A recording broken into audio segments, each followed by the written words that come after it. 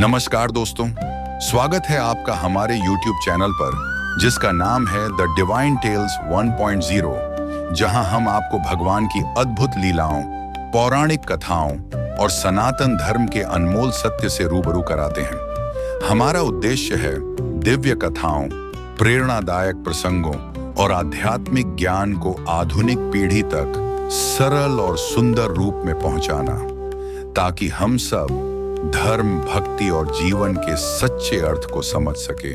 यह कथा है नारद जी के अभिमान की और भगवान की रची हुई उस एक लीला की, जिसने एक क्षण में ही नारद जी के जीवन में सब कुछ बदल कर रख दिया था। एक बार नारद जी को यह अभिमान हो गया था कि मेरे से बड़ा इस पृथ्वी पर दूसरा कोई विष्णु भक्त नहीं है। धीरे धीरे उनका व्यवहार भी उसी भाव से परिवर्तित होने लगा था। जहां पर वे पहले केवल भगवान विष्णु के गुणों का गान करते थे, अब वे अपने सेवा कार्यों और तप की बातें भी थोड़े गर्व के साथ कहने लगे थे। परंतु भगवान विष्णु जी से कुछ भी छुपा रहता है क्या? विष्णु जी के हृदय में तो समस्त ब्रह्मांड की भावनाएं झलकती हैं। मनुष्य का अनकहा अहंकार भी उन्हें क्षण मात्र में ही सब ज्ञात हो गया था और वो अपने प्रिय भक्त के हृदय में उठते हुए इस भ्रम को देखकर मौन हो गए थे, क्योंकि अपने भक्त का पतन वे कभी सहन नहीं कर सकते थे। इसलिए उन्होंने निर्णय लिया कि वे अपने प्रिय भक्त नारद को इस छुपे हुए अहंकार से बचाना ही होगा, क्योंकि अहंकार की अग्नि छोटी हो या बड़ी, एक बार जली तो वह तप और भक्ति दोनों को भस्म कर देती है। एक दिन नारद जी और भगवान विष्णु जी वन की ओर जा रहे थे।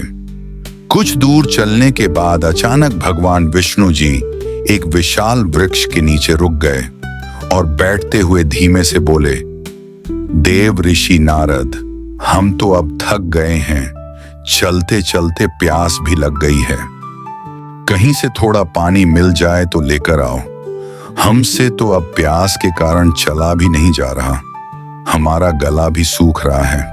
ये सुनते ही नारद जी तुरंत सावधान हो गए और वे तुरंत आगे बढ़कर आदर पूर्वक बोले, प्रभु, मैं अभी जल लेकर आता हूं, बस आप थोड़ी देर प्रतीक्षा करें। नारद जी जल लेने के लिए कुएं की ओर चले गए और उनके जाते ही भगवान विष्णु जी के चेहरे पर एक रहस्यमयी मुस्कान झलक उठी और उसी क्षण उन्होंने अपनी माया को आदेश दिया कि अब उचित समय आ गया है नारद जी को सत्य का मार्ग दिखाने का।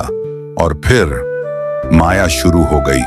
नारद जी थोड़ी ही दूर गए थे कि उन्हें एक गांव दिखाई दिया और गांव के बाहर एक कुआं था जहां पर कुछ युवतियां जल भर रही थीं। नारद जी जब कुएं के पास पहुंचे तो एक कन्या को देखकर वे अपनी सुध बुध खो बैठे और बस उसे ही निहारते रह गए। और वो ये भी भूल गए थे कि वे भगवान के लिए जल लेने आए थे। उस कन्या ने भी क्षण भर में ही नारद जी की दृष्टि और उनके मन में उठी हलचल को भांप लिया था और उसके चेहरे पर हल्की सी मुस्कान और आंखों में शर्म।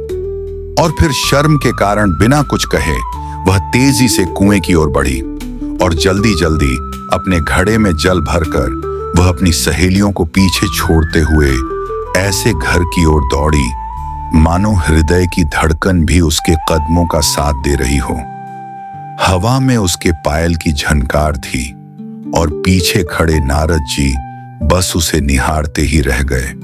नारद जी भी बिना सोचे समझे ही उसके पीछे चल पड़े, मानो किसी अदृश्य आकर्षण की ओर खींचे जा रहे हों।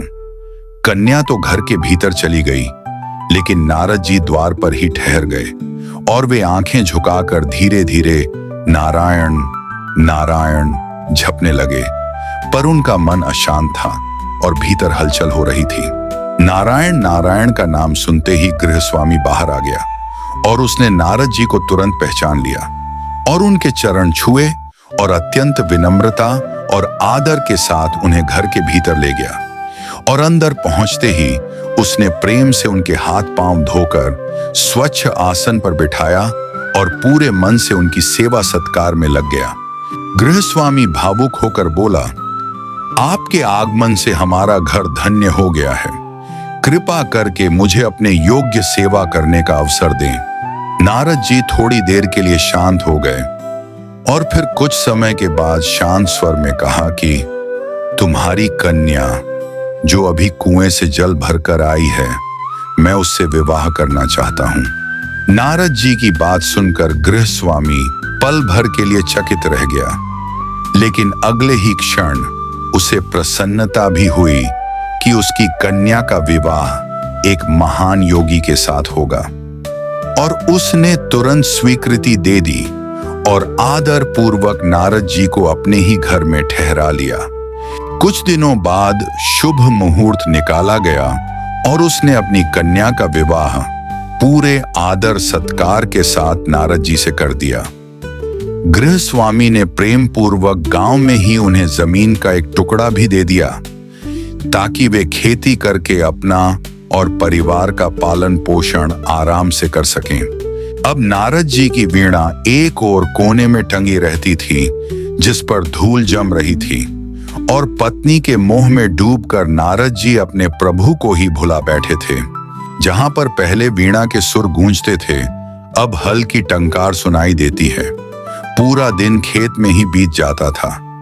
नारद जी अब बस एक किसान बनकर रह गए थे और जीवन अब बस खेती तक सीमित हो गया था। जैसे जैसे पौधे बढ़ते, नारद जी की प्रसन्नता का ठिकाना नहीं रहता।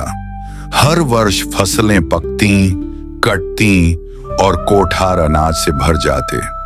देखते देखते नारद जी गांव के संपन्न किसानों में गिने जाने लगे। वर्ष दर वर्ष बीतते चले गए और नारद जी की गृहस्थी भी बढ़ती गई। 3-4 बच्चे हो गए और उनके साथ जिम्मेदारियां भी बढ़ती चली गईं। अब तो हाल ये था कि नारद जी के पास एक पल का भी समय नहीं बचा था। कभी बच्चों की देखभाल, कभी उनकी पढ़ाई लिखाई और बाकी समय खेतों में काम। पूरा दिन इसी में बीत जाता था। फिर एक दिन अचानक ऐसी तेज बारिश शुरू हुई थी कि थमने का नाम ही नहीं ले रही थी। दिन बीत गए पर बादल जैसे आसमान पर टिक ही गए। गरजते बादल और कड़कती बिजलियों ने पूरे गांव के मन में दहशत भर दी। मूसलाधार बारिश होने की वजह से पास की नदी का बहाव तेज हो गया था और देखते ही देखते बाढ़ का खतरा बढ़ गया था। चारों ओर सिर्फ पानी ही पानी फैल गया था। कच्चे पक्के सभी मकान गिरने लगे, घर का सामान बह गया, पशु डूब गए, कई लोग भी बाढ़ की भेंट चढ़ गए। पूरे गांव में हाहाकार मच गया। नारद जी समझ नहीं पा रहे थे कि अब क्या करें। फिर उन्होंने घर में से जो थोड़ा बहुत कीमती सामान बचा था उसे एक गठरी में बांधा और पत्नी बच्चों को साथ लेकर पानी में से जान बचाने के लिए बाहर निकलने लगे। पानी का बहाव अत्यंत तेज था और यह समझ ही नहीं आ रहा था कि कहां गड्ढा है और कहां ऊंचा टीला। अचानक नारद जी का पैर फिसला और उन्हें ठोकर लग गई। बगल में दबाई हुई गठरी हाथ से छूटकर पानी में बह गई थी। नारद जी मन महसूस कर रह गए और फिर सोचा कि वापस कमा लेंगे। कुछ दूर आगे बढ़ने पर पत्नी भी गड्ढे में गिर गई और उनकी गोद में जो बच्चा था वो हाथ से छूटकर पानी में बह गया और वो चीख पड़ी, खूब रोई। परंतु उस समय पर किया भी क्या जा सकता था। वो धीरे धीरे आगे बढ़ ही रहे थे कि बाकी बचे हुए दोनों बच्चे भी पानी में बह गए। दोनों ने उन्हें बचाने की पूरी कोशिश की लेकिन कुछ भी नहीं कर पाए। दोनों पति पत्नी बड़े दुखी, रोते चीखते एक दूसरे को संभालते हुए किसी ऊंची जगह की तलाश में भटकते रहे। वो फिर से धीरे धीरे आगे बढ़ने लगे थे, लेकिन आगे बढ़ते हुए वे दोनों एक गहरे गड्ढे में जा गिरे। नारद जी किसी तरह बाहर निकल आए, परंतु उनकी पत्नी का कहीं पर भी पता ही नहीं चला। बहुत देर तक नारद जी उसे इधर उधर दूर दूर तक ढूंढते रहे, लेकिन सब व्यर्थ हो गया। रोते चीखते उनका बुरा हाल था। उनका मन पत्नी और बच्चों की याद में फटा जा रहा था। उनकी पूरी गृहस्थी उजड़ चुकी थी। अब बेचारे क्या करते।